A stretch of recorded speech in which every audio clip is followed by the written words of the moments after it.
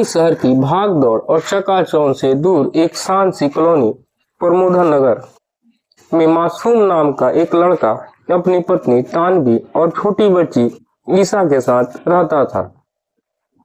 अविनाश एक private company में sales manager थे। बाहर से तो सब कुछ सामान्य लग रहा था, लेकिन अविनाश की एक बहुत ही बुरी आदत थी और उस आदत ने उनके परिवार को हिलाकर रख दिया। जुआ। शुरुआत में छोटे मोटे दांव पेच से शुरू हुई, फिर वो धीरे धीरे यह आदत एक लत में बदल गई और वह ऑनलाइन पोकर, क्रिकेट, सट्टे, फिर अंडरवर्ल्ड के जुए में आयाम तक पहुंच गया। छोटे छोटे दांव पेच से वो ऐसे नशे में फंस गए, ऐसे जुए के नशे में अंधेरा बना दिया, उन्हें अंधा बना दिया। जब जीता तो घर तानवी को नई नई साड़ियां, नई नई कपड़े, ईसा को खिलौना लेके आता था, लेकिन जब वो हार मिल जाती थी तो उसे तानवी को नौकरानी की तरह बिहेव करता था और उसे परेशान करता था। हारने पर वो तानवी पर गुस्सा निकालता था, चिल्लाता था और कभी कभी हाथ भी उठा देता था। उसकी तनख्वाह बचत तानवी को घर चलाने में बहुत मुश्किल होने लगी। धीरे धीरे करके वो कर्ज के सागर में डूब गया और तानवी को भी बहुत चिंता होने लगी। तानवी ने लाख समझाया, रोया, गिड़गिड़ाया, लेकिन उसे वो गहरी खाई में चमकती रही। एक रात बुरी तरह हार कर घर वापसी उसने ईसा के स्कूल फीस तक जुए में लगा दी थी।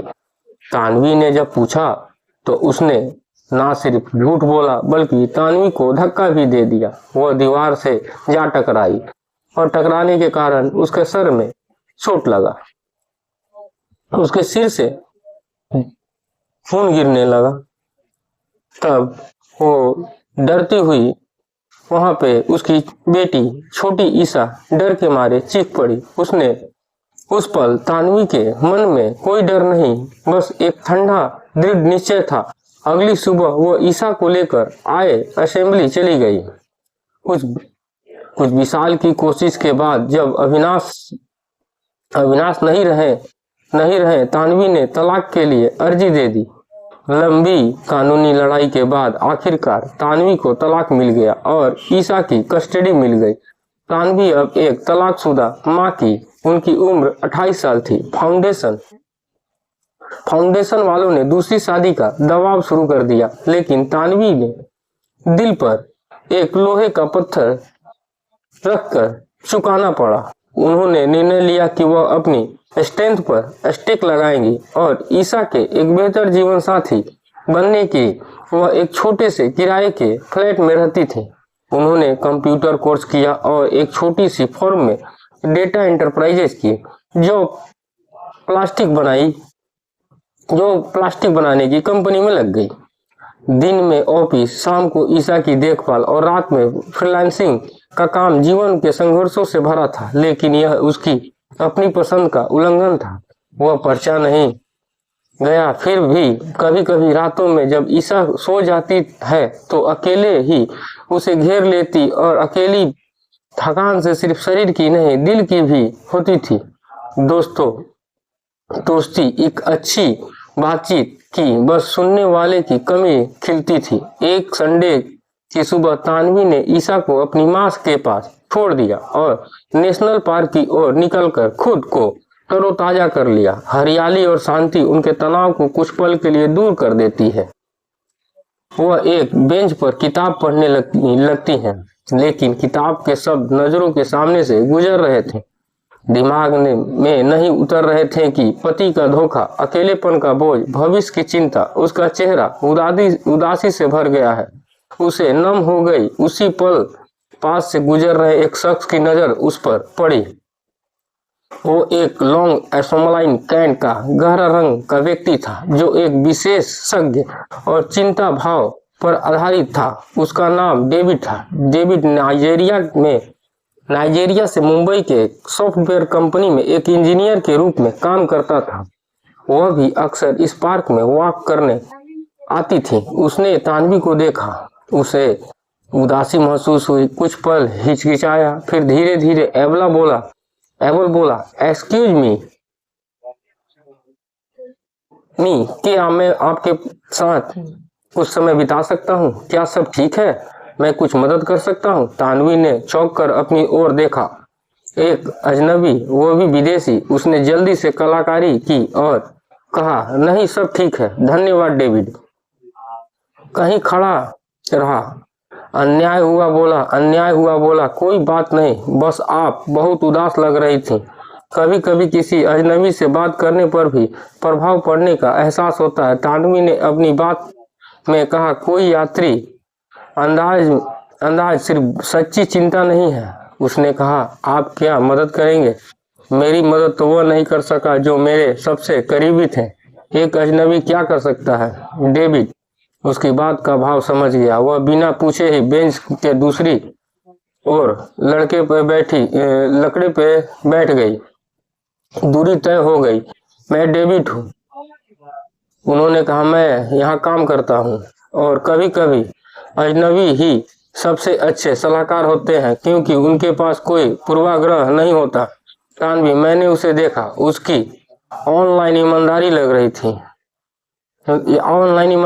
रही थी। किसी बात ने उसे निकाला। शायद बहुत दिनों में दबे हुए दुख को देखने की जरूरत थी। धीरे धीरे टूटी फूटी बातों में उसने अपनी कहानी केट के टुकड़े शुरू किए। एक बेटी का जीवन होना, एक माँ का होना, अकेली सबकी जिंदगी का होना। डेविड सिर्फ सुनता रहा, बीच में सहानुभूति से फिर हिलाता। फिर उसने अपनी कहानी कही। अफ्रीका में उनका बचपन, एक अलग संस्कृति में आना, मुंबई की भीड़ में भी अकेलेपन का एहसास, नए देश में जड़े समुद्र तट की चुनौती। 1 घंटा ऐसा ही चला गया। तानवी को पता ही नहीं चला कि वह एक अजनबी से ऐसी बात कर रही है। उसने मन का बोझ कुछ प्रभाव में आ गया। जाने से पहले डेविड ने दस्तावेज से पूछा, हम क्या दोस्त बन सकते हैं? मतलब सिर्फ दोस्त कभी कभी करने के लिए। तानवी ने ऊंची बातें की, फिर एक छोटी सी मुस्कान के साथ हाँ कह दी। उन्होंने अपने नंबर का मूल्यांकन किया। उस दिन के बाद वे दोस्त बन गए। शुरुआत में आर्द्र था, लेकिन डेविड ने हमेशा के लिए रोस्टर दूरी बनाए रखी। उसने रात को फोन करके पूछा कि किस दिन क्या हो रहा है। कभी ईसा के बारे में पूछा जाता है तो कभी कोई किस्सा सुनाता है। वह एक अच्छा श्रोता था। एक दिन तानवी बहुत बीमार पड़ गई, बुखार था और ईसा की देखभाल करना मुश्किल हो रहा था। उसने अपनी माँ को फोन किया, लेकिन वह दूर थी। वह डेविड को भी संदेश देना चाहती था। डेविड तुरंत चला गया। वह बाजार से फल और दवा की आपूर्ति करता है। ईसा के लिए बनाया खाना। उस दिन तानवी ने डेविड को एक अलग रूप में देखा, केवल एक दोस्त नहीं बल्कि एक संवेदनशील, देखभाल करने वाला इंसान। धीरे धीरे दोस्ती गहरी होती गई। डेविड कभी कभी अपने फ्लैट पर आते हैं, ईसा के साथ खेलता। ईसा ने उन्हें डेविड अंकल फ्लोचौथ भी कहा। तानवी को अपने अस्तित्व में सुरक्षा और ईमानदारी का एहसास होता है। एक शाम डेविड डिनर पर आया। तानवी ने अपने लिए बनाया भारतीय खाना। खाने के बाद ईसा सो गई। डेविड ने अपने दिल की बात कही, तानवी, मैं दोस्ती से ज्यादा महसूस करने लगा हूँ। मैं सेना युद्ध और दिल की गहराई से प्यार करने लगा हूँ। तानवी का दिल धक से रह गया। डर, खुशी, असमंजस सब एक साथ बने रहे। डेविड, मैं एक तलाकशुदा माँ हूँ। मेरी लाइफ कंप्लेक्स है और तुम अलग हो। यहाँ के समाज के लिए बहुत मुश्किल होगी। डेविड ने अपने हाथ थाम लिया। प्यार करना कभी आसान नहीं होता तानवी, और यह रंग संस्कृति या पिछले से देखे नहीं है। शत्रु और ईर्षा को अपने जीवन में चाहता हूँ। इस रात तानवी ने डेविड को रोक लिया। वह डर रही थी, लेकिन उसने दिल ने जवाब दे दिया। उस रात उनके बीच प्यार का एक नया रिश्ता बन गया, जो समान सहमति और गहरी भावनाओं पर आधारित था। यह सिर्फ शारीरिक और नहीं बल्कि चमत्कारों का मिलन था। अगले कुछ महीनों में उनके रिश्ते और गहरे हो गए। डेविड ने तान्वी को अपने दोस्त और कलीगों से मिलवाया। तान्वी ने भी डेविड को भारतीय संस्कृति परिवार का महत्वपूर्ण हिस्सा बनाया। उन्होंने एक और सपना साझा किया। तान्वी को लगा कि डेविड उसे पूरी तरह से स्वीकार करते हैं। उसके अतीत के संग्रहालयों के साथ उसके अवशेषों के साथ एक दिन डेविड ने नाटकीय रूप में शादी का प्रस्ताव रखा। तान्वी की आंखों में फूल आ गया, लेकिन शैतान था। तान्वी ने के परिवार ने शुरू किया विरोध। एक विदेशी से शादी, वह भी अफ्रीकी समाज क्या कहेगा, लेकिन तान्वी डटे रही। वह अपने माता पिता डेविड से मिलवाए थी। डेविड के विश्वसनीयता, इनकी ईसा के प्रति प्यार और तान्वी के प्रति समर्पण ने धीरे धीरे उनके मन को भी जीत लिया। वही डेविड ने परिवार के बारे में भी तान्वी के बारे में बताया गया। दूर नाइजीरिया में बैठे उनके माता पिता को भी चिंता हुई, लेकिन जब उन्होंने वीडियो कॉल पर तान्वी और ईसा से बात की तो दिल पिघल गया। उन्होंने आशीर्वाद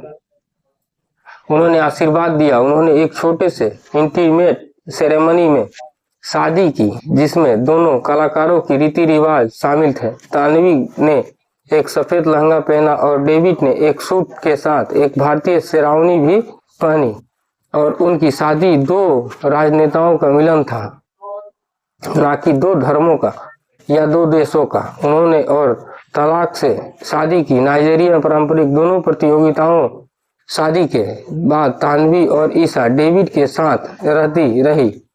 डेविड ने ईसा को कभी सौतेली नजर से नहीं देखा। वह अपने पिता की तरह बनी रही।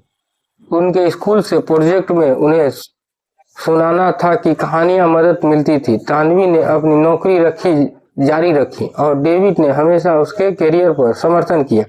समाज की कुछ और तानेबाजी जारी रही। काला गोरा, दूसरी की बीवी, विदेशी चक्कर, लेकिन तान्वी और डेविड ने उन बातों को अनुशासन कर दिया। उनका प्यार, उनका परिवार और उनकी साझा खुशियां उनके लिए सबसे महत्वपूर्ण थी। धीरे धीरे लोगों ने भी अपनी विश्वसनीयता को देखकर अपनी राय बदल ली।